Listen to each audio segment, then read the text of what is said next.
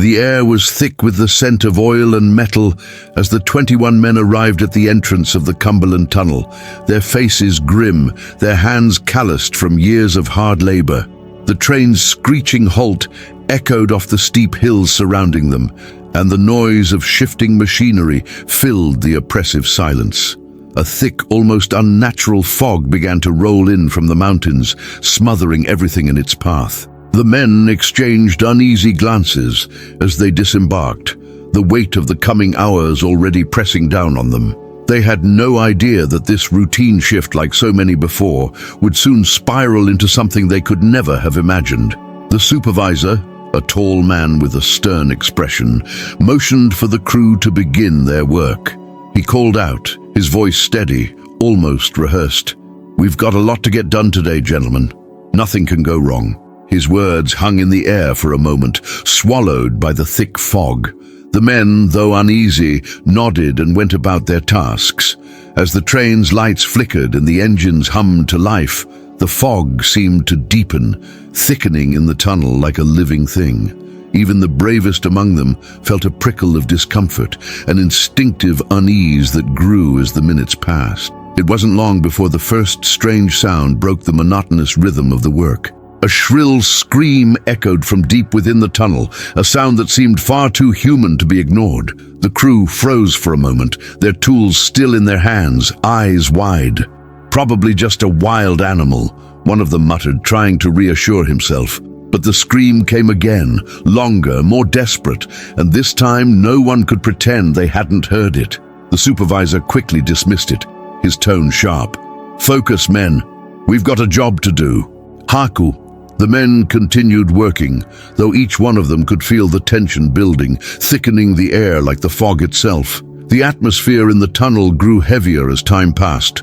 Every echo, every creak of the tunnel walls seemed amplified.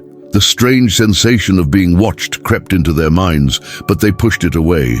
It was just the isolation, the darkness, the eerie silence between the train's sounds. But something wasn't right. The workers exchanged nervous glances, and even the supervisor's confident posture seemed to falter as the air grew colder. Suddenly, the ground trembled beneath them, and the tunnel's entrance, which had always been a steady point of safety, slammed shut with a resounding crash. Panic began to set in. They rushed to the entrance, pounding their fists against the steel door, shouting to be let out. But it was no use. The tunnel, which had once seemed like a place of routine and order, now felt like a trap. The atmosphere was thick with fear, and the men, once confident in their ability to control the situation, now felt powerless. The supervisor ordered them to gather near the train, trying to maintain control, but even his usual calm demeanor was cracking. Then, as the crew tried to regroup, the unthinkable happened. One of the workers, a young man named Thomas, disappeared without a trace. The disappearance was sudden. One moment Thomas was standing with the others, the next he was gone. The men searched frantically, calling his name, but there was no sign of him, no sound of his footsteps, not even a whisper of where he might have gone. It was as if he had never been there at all. The realization settled in, cold and terrifying. Thomas had vanished into thin air, and with that, the terror began. No one knew what had taken him or what else might be lurking in the darkness. But one thing was certain. Something was wrong in that tunnel, and none of them were prepared for what would come next. The tension was palpable as the men tried to push forward, their steps hesitant and filled with uncertainty. The tunnel, which had once seemed familiar, now felt like an oppressive labyrinth closing in on them. The walls were damp, and the air thick with the scent of mildew and fear. Each echo of the train's distant rumblings seemed to vibrate through their very bones, amplifying their unease. With every passing minute, the darkness around them deepened, and the oppressive silence between the echoes seemed to swallow any attempt at normalcy. Their breaths became shallow, and the weight of the uncertainty settled over them like a heavy cloak. It was then that the first faint sound reached their ears, low, almost inaudible whispers that seemed to come from the very walls of the tunnel.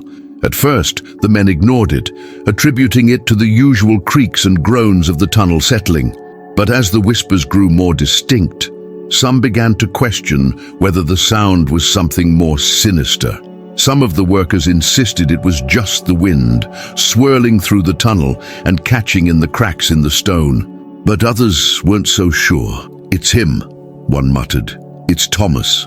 The suggestion sent a shiver down everyone's spine, but no one dared to voice the growing fear that was taking root in their minds. As the minutes ticked by, the whispers became impossible to ignore. The sound, once faint and fleeting, now echoed through the tunnel, swirling around the men like a phantom presence. It was as if the walls themselves were speaking, taunting them with the mystery of what lay ahead. Some of the men began to feel as though the tunnel was alive, its very structure shifting in ways that defied understanding. Their senses, already on edge, began to betray them. Every creak of the tunnel, every gust of wind, every flicker of light was scrutinized with paranoia, and yet the whispers persisted, growing louder, more insistent. Fear began to spread like wildfire. The bravest among them, who had once scoffed at superstitions, now cast nervous glances at one another, unsure whether the whispers were just their imaginations running wild or something far darker. The supervisor, usually the calm and collected leader, found himself becoming increasingly unnerved. His confidence, once unwavering, now seemed fragile in the face of the growing terror. He ordered the men to keep moving, to stay focused, but the tremor in his voice didn't go unnoticed. The group was unraveling, and his authority, once absolute, began to lose its grip. The whispers took on an unsettling quality, as if they were no longer coming from the walls alone. Some swore they could hear them in their own minds, like a low murmur just below the threshold of comprehension. Was it just the stress, the isolation, or was something else at play here? One by one, the men began to look over their shoulders, half expecting to see something or someone lurking just out of sight. The tunnel, once an environment of familiarity, was now a place of deep unease. They began to question the very reality of what they were experiencing. It was then that the first signs of panic began to take hold. The first worker, a man named James, dropped his tools and ran down the tunnel, shouting for help. His breath was ragged, his eyes wide with terror. He screamed something about seeing a shadow, something that had been watching him from the walls. But before anyone could stop him, he vanished into the darkness, his frantic steps echoing off the walls until they were silenced by the tunnel's cold embrace. The remaining men froze, unsure of what to do next. Was James the next victim? Or had he simply lost his mind? Either way, the atmosphere was thick with fear. With James gone, the men were left in a state of stunned silence. The whispering seemed to grow louder, and some swore they could hear their own names being called from the darkness. The supervisor tried to keep the men moving, urging them to stay together, but his words fell flat. His face was pale, his eyes darting nervously as he glanced over his shoulder. The group was no longer a team of confident railroad workers. They were a group of terrified individuals, each wondering if the tunnel would be their grave. The whispers seemed to mock them, a constant reminder that something was watching, something that wanted them to be afraid. The tension in the air grew unbearable. As they continued deeper into the tunnel, the sense of claustrophobia only intensified. Every footstep seemed to echo too loudly, every breath too sharp. It wasn't long before the next disappearance occurred. This time, it was Carl, a quiet man who had kept to himself, but now even he seemed to be consumed by fear. He was walking just a few feet behind another worker when he simply vanished. One moment he was there, the next he was gone, leaving behind only a faint set of footprints in the dirt. The remaining men searched frantically, but there was no sign of him. The whispers grew louder, and the terror began to sink in. Something was in the tunnel with them, and it was picking them off one by one. The remaining 19 men pushed forward, their once confident strides now faltering with every step. The atmosphere in the tunnel had shifted. the air thick with dread and a growing sense of helplessness. The dim, flickering lights above them sputtered and then went out entirely, plunging them into absolute darkness. The tunnel felt infinitely longer, the walls pressing in around them as they stumbled through the blackness. All they could hear were their own footsteps echoing off the cold stone, and their breath coming in ragged gasps. In this suffocating silence, even the slightest sound seemed amplified, the darkness itself pressing in like a heavy weight on their chests. The sudden loss of electricity had left them blind, their senses heightened by the isolation and fear. They felt as if they were being suffocated not only by the tunnel's oppressive walls, but also by the terror creeping in at the edges of their minds. Every sound, every shift in the air felt amplified. In the distance, faint noises echoed back to them, but they couldn't tell if it was the sound of their own footsteps or something else, something far darker. The hairs on the backs of their necks stood on end, and they strained their ears, desperate for any sign of something familiar in the unrelenting blackness. Then it came, an unsettling, distorted movement in the shadows. One of the men, a heavy-set worker named Peter, suddenly screamed and pointed at the far wall. His voice was cracked with terror as he shouted, "There's something there, something moving." His eyes were wide with fear, and his shaking hand pointed toward a part of the wall that seemed darker than the rest. The men froze, their hearts racing as they stared at the wall. A shadow shifted, something unnatural, as if the stone itself were alive, writhing. It wasn't a trick of the light, not a figment of their imagination. There was something in there, watching them, lurking just beyond the surface of the rock. The air grew colder, and a deep, primal fear gripped them all.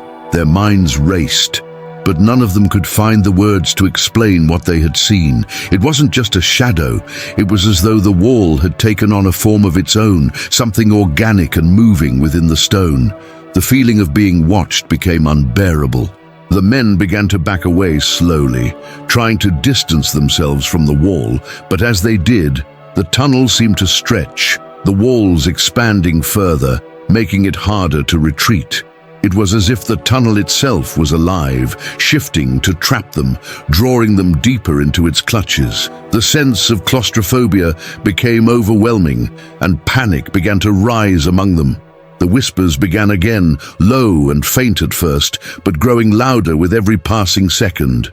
It was as if the walls themselves were speaking, taunting them, urging them forward. Some of the men wanted to run, to escape the madness closing in around them, but they couldn't find the way. The tunnel seemed endless, the walls closing in, and no matter which way they turned, they could not find an exit.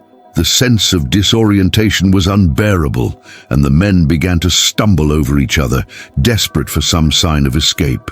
The once familiar tunnel had become a maze, a twisted nightmare where the laws of reality seemed to have no power.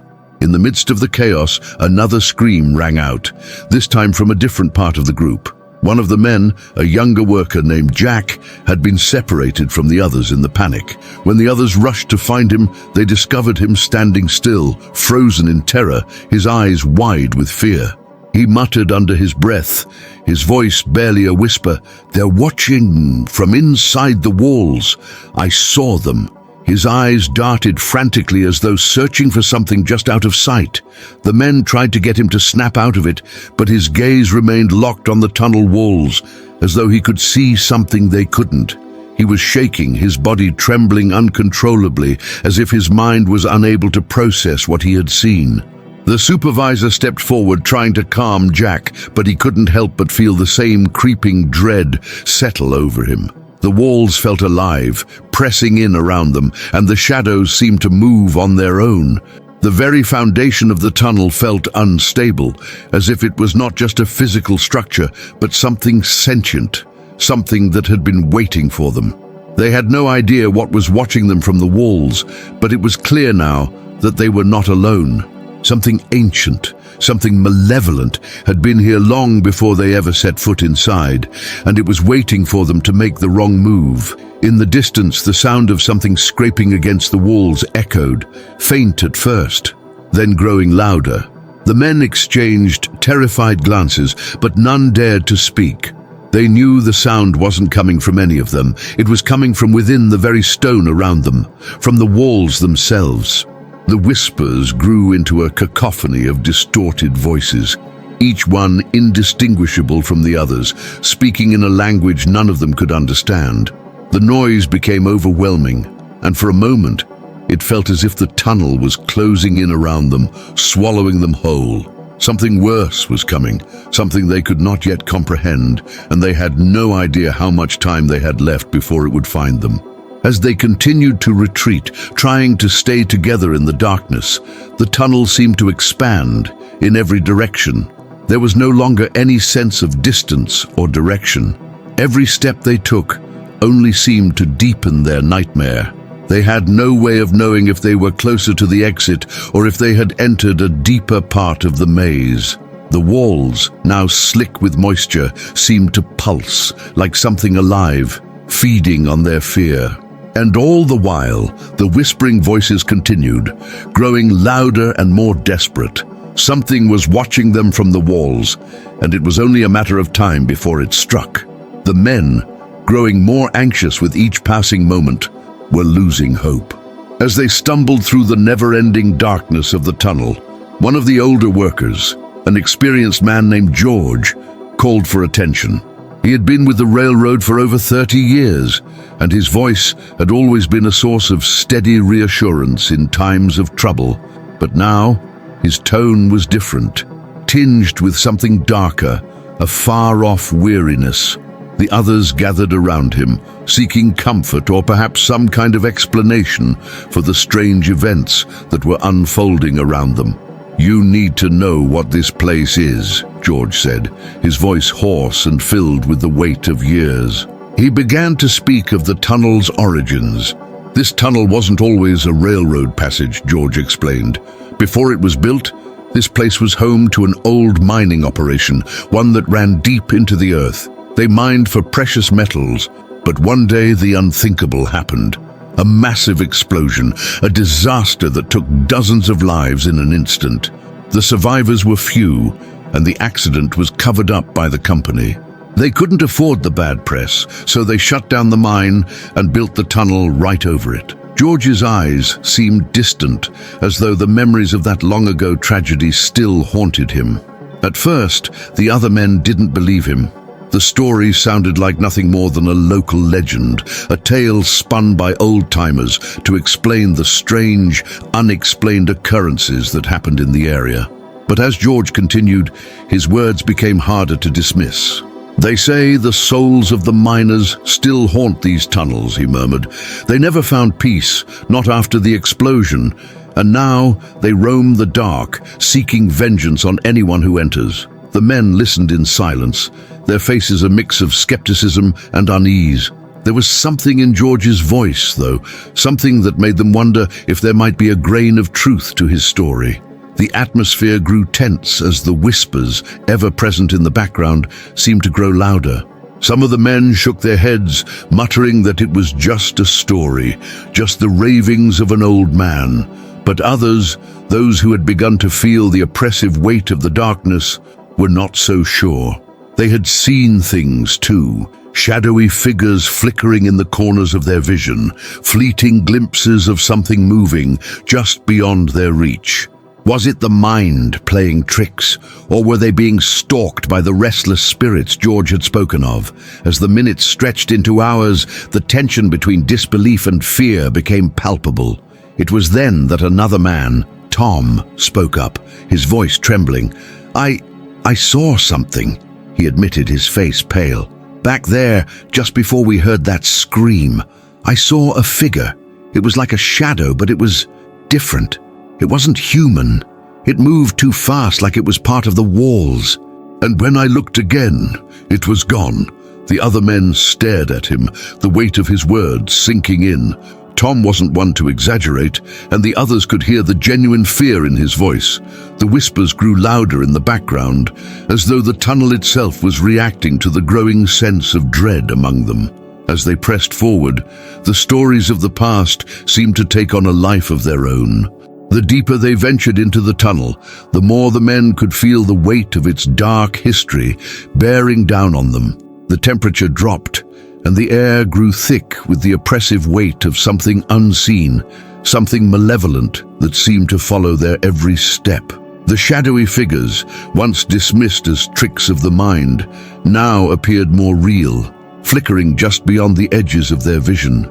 The men were no longer sure what was real and what was imagined, but they all felt the same. They were being watched, hunted by something far older and far more dangerous than they could comprehend. The group had split, some still pushing forward, determined to find a way out, while others hesitated, their courage faltering in the face of mounting terror. The whispering voices grew louder still, more urgent, as though they were beckoning the men deeper into the tunnel, drawing them towards some unknown fate. It was then that they found it, a small, hidden passage in the tunnel's wall, barely visible in the dim light of their flickering lanterns. The passage was narrow and dark, its entrance concealed by loose rock and debris. Some of the men hesitated, unsure whether to explore this new route.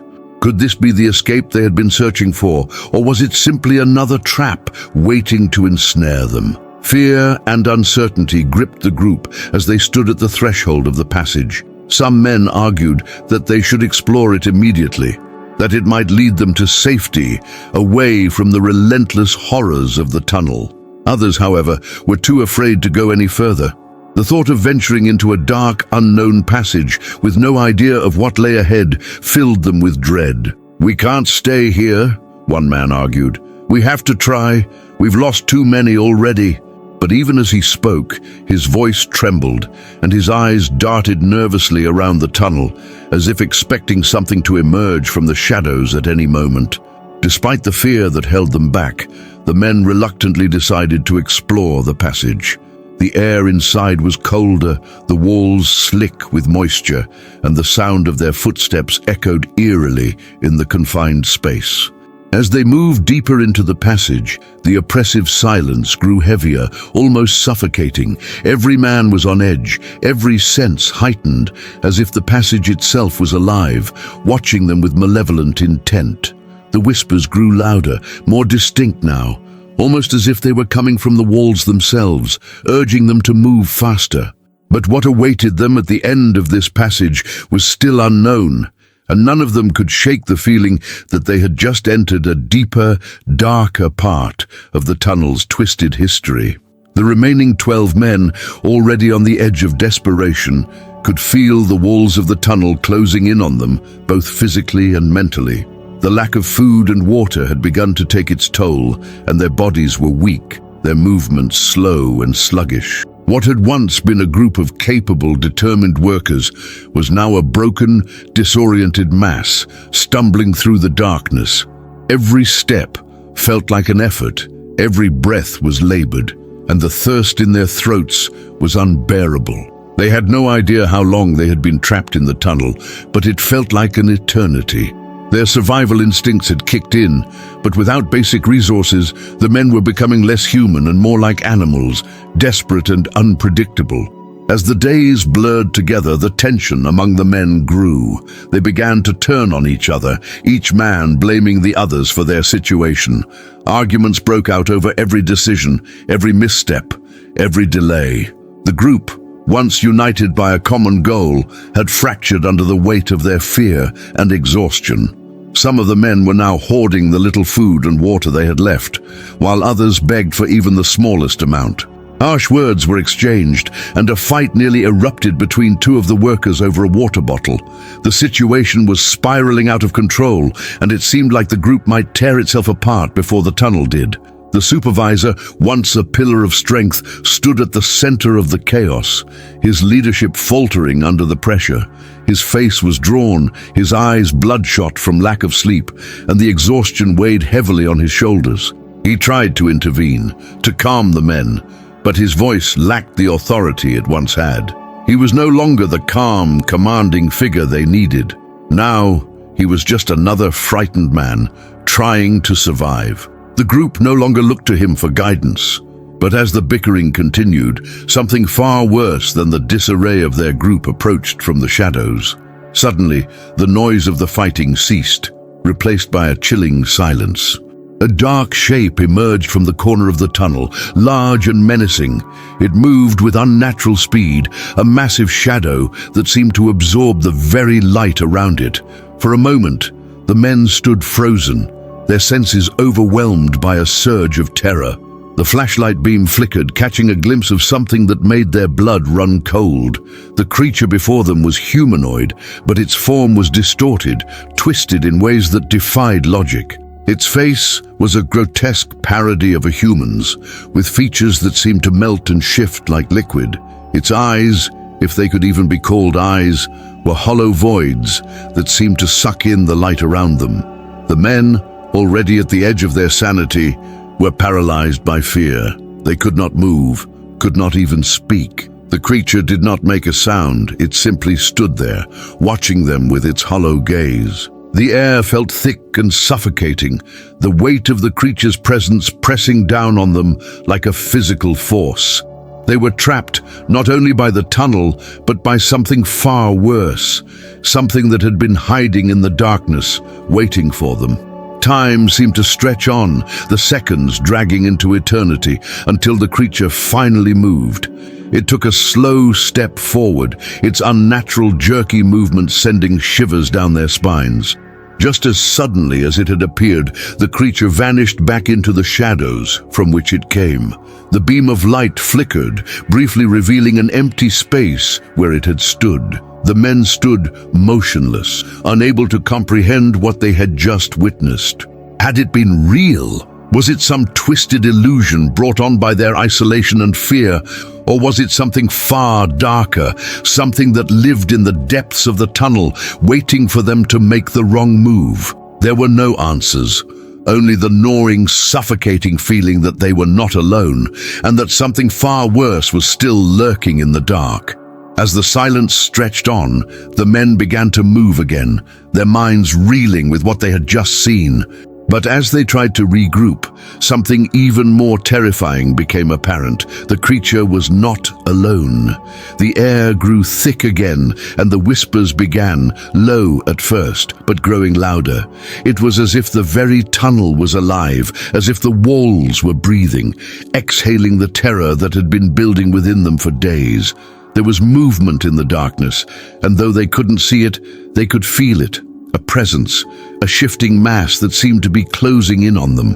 One of the men, his face pale with fear, whispered, "It's not just one, there are more." His voice trembled as he spoke the words, but they were undeniable. The creature had been only the beginning. Now, the true horror of the tunnel was beginning to reveal itself. The men had no choice but to keep moving forward, deeper into the heart of the darkness. But with each step, the sense of being hunted, of being surrounded by something far older and more malevolent than they could understand, grew stronger. They were no longer searching for a way out. They were simply trying to survive, hoping that the darkness would not swallow them whole. The group had dwindled down to just 9 men, and with each passing moment, their hope of escape became more distant. The labyrinthine nature of the tunnel had driven them to the brink of madness. No matter which direction they took, every corridor seemed to lead to another identical passage, as if the tunnel itself was mocking them. The walls, once a sign of their labor, now seemed like barriers closing in around them.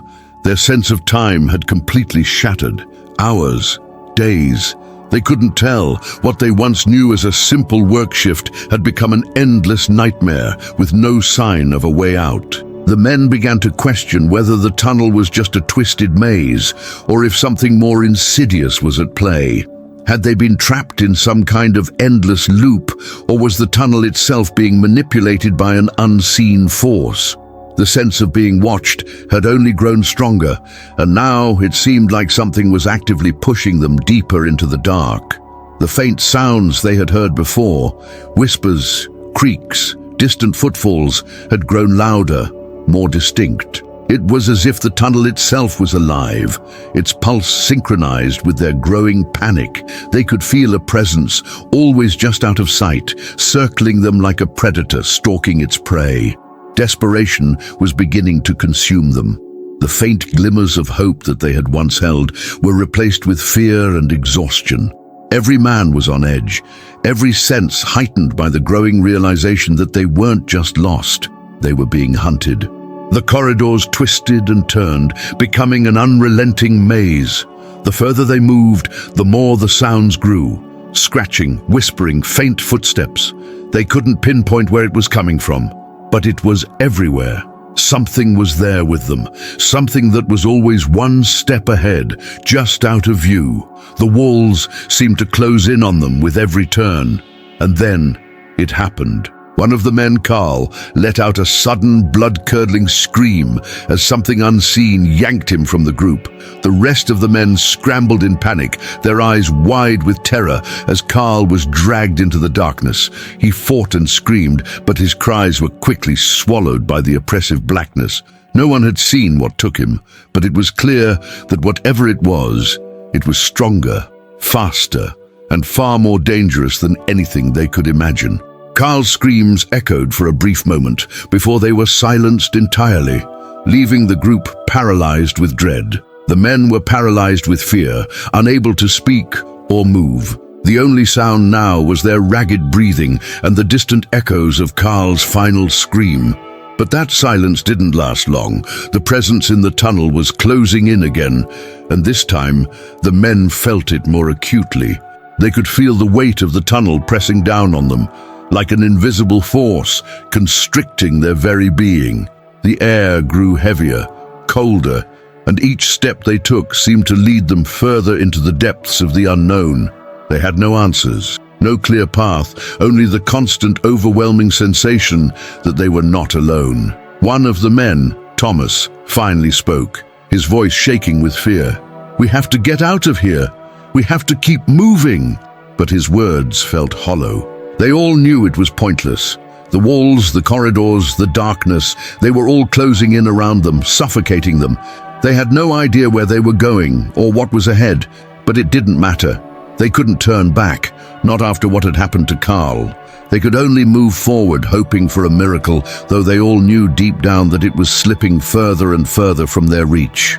It was then that the supervisor, who had remained silent throughout the chaos, stepped forward. His face was pale, his eyes sunken from the constant stress, but there was something else there now, something he hadn't shared with the group until now. "This tunnel," he began, his voice low and filled with a new level of dread. "It was closed off years ago. There was a fatal incident. Many men died here, in an explosion that was never fully explained." The men listened, their terror mounting as the supervisor continued. "I knew about the legends, the stories of the spirits that haunt this place, but none of you knew the truth. This wasn't just a mining accident, and it wasn't just a curse. Something else happened here, something far worse." The men were stunned into silence. The supervisor, who had been their last link to leadership, had known about the legends, the very thing that they had dismissed as folklore, and yet he had never told them the full truth. A sinking feeling filled the pit of their stomachs as they realized they were not simply lost. They were trapped in a place far worse than they had imagined. The horrors of the tunnel were not just the product of a twisted mind or the paranoia of their isolation. There was something real, something ancient, waiting for them. And now the only thing left was to face whatever nightmare lay ahead. The remaining 7 men stumbled through the tunnels, their bodies weakened from days of deprivation and terror. Their movements were sluggish, their steps uncoordinated, but they knew they had to keep going. The air in the tunnel felt suffocating, heavy with the weight of the unknown, as they finally reached what seemed like a forgotten control station. The walls were covered in grime, and the machinery inside was long abandoned, rusted beyond recognition. Despite the decay, the place felt oddly intact, as if it had been waiting for them. The dim glow of their flashlights cast eerie shadows across the walls, heightening their sense of dread. In the corner of the room, beneath a pile of discarded papers and broken equipment, they found a set of old, yellowed documents. They hadn't expected to find anything useful, just more remnants of a forgotten past. But as they flipped through the papers, their hands shaking, something caught their eye. An inquiry report from decades ago detailing a series of disappearances that had occurred right in this very tunnel. The names of the missing workers were listed, along with a chilling conclusion. They were the victims of a secret government experiment. The realization hit them like a cold wave. These men hadn't just disappeared, they had been part of something far darker. The documents were full of cryptic references to new transportation technology and vague descriptions of testing protocols. But as the men read further, the true horror began to unfold. The workers who had vanished weren't casualties of an accident or natural disaster. They had been used as guinea pigs, subjects for an experiment that involved transporting human beings in ways that defied understanding. The experiment had been carried out in secrecy, with no regard for the lives it destroyed. The workers, once part of the tunnel crew, had been nothing more than pawns in a twisted game. The horror they had experienced was not random, it was deliberate. The men exchanged nervous glances, their hearts racing. The reality of their situation began to set in with terrifying clarity. They weren't just trapped in a tunnel. They were inside a place that had been turned into a laboratory for horrific experiments. The walls around them, which had once seemed like a simple part of the tunnel, now felt like the walls of a prison. The tunnel wasn't just a route for transporting goods or people. It was a holding ground for the twisted ambitions of those in power. The missing workers, their comrades from long ago, hadn't just vanished. They had been erased, their lives sacrificed for a science that no one had ever been meant to understand. The atmosphere in the control room grew thick with fear as the men processed what they had learned. There was no escape from the truth now. They weren't trapped in a forgotten mine or a cursed tunnel. They were trapped in the aftermath of a government conspiracy, and the horrors that had begun decades ago were still unfolding. The men could feel the walls closing in on them as the weight of their discoveries sank in. This was no accident. This was no chance encounter with darkness. They had been led here, led to the very heart of the nightmare that had taken so many lives before them. And they could feel it. The horror was still very much alive. As the men sifted through the papers, trying to make sense of the incomplete records, they discovered more disturbing details. The experiments had begun with a promise of progress, new methods of transportation that could revolutionize travel. But as the reports revealed, things had gone horribly wrong. Some of the subjects had died in unimaginable ways, their bodies twisted and broken by the technology. Others had simply disappeared, their fates left unknown, lost to the depths of the tunnel. The men began to realize that they were standing in the place where so many before them had been sacrificed, tools in a larger, far-reaching agenda that had never been meant to succeed. The noise outside the control station suddenly stopped. For a brief moment, there was an eerie silence, the kind of stillness that precedes something terrible. The men froze, their eyes wide with fear. It was then that they heard it, faint at first, a sound like something scraping against stone. The noise grew louder, closer. They turned to face the wall where the noise seemed to originate. But there was nothing, no movement, no visible source. The scraping sound was followed by a soft, wet, gurgling noise, like something breathing, something alive but not human. The men's eyes widened in terror, and they realized that they were not alone. Whatever had been created here, whatever had happened to the missing workers, was coming for them. In the dim light, one of the men, John, stepped forward, trembling. He reached for a panel on the wall, his hands shaking as he pushed it aside, revealing a hidden door. They didn't know what lay beyond it, but they had no choice. They had to find out. With a collective breath, they opened the door, their hearts pounding in their chests. What they found beyond the door was worse than any of them could have imagined. The bodies of the missing workers, pale and bloated, were piled in grotesque heaps. Their faces were twisted in agony, their eyes wide open as if they had died in terror. Some were disfigured beyond recognition, their limbs contorted unnaturally. It was clear that they hadn't just died, they had suffered horribly. Before the men could react, the ground beneath them began to tremble. The scraping sound grew louder, more frantic. Something was moving toward them, something they couldn't see but could feel, closing in from all sides. The men stood frozen, staring at the horrifying sight of the bodies before them. The air was thick with a sense of impending doom, and they could feel the temperature drop. Whatever had been unleashed in this tunnel was not finished. It was still out there, still hunting, and it was coming for them. The full scope of the horror was about to be revealed, and they realized that their discovery had only scratched the surface of the nightmare they had stumbled into. The survivors, battered and broken, stood before the twisted bodies of the missing workers, their minds struggling to grasp the enormity of the horror they had uncovered. As they processed the grotesque scene, a chilling realization washed over them. The tunnel was not just a passage, it was a prison, a place where the living had been used as experiments, and where the souls of the dead had been trapped. The true nature of their nightmare was not a simple curse or an accident. The tunnel had become a prison for the damned, an endless cycle of torment that bound the spirits of the experiment's victims to this forsaken place. The whispers they had heard, the shadows that moved with malevolent intent, it was all part of a far darker reality than they had ever imagined. The creature that had stalked them through the dark corridors wasn't made of flesh and blood, as they had assumed. It wasn't a monstrous being born of science gone wrong. It was a twisted, distorted spirit, a manifestation of the souls of the men who had been sacrificed in the experiments.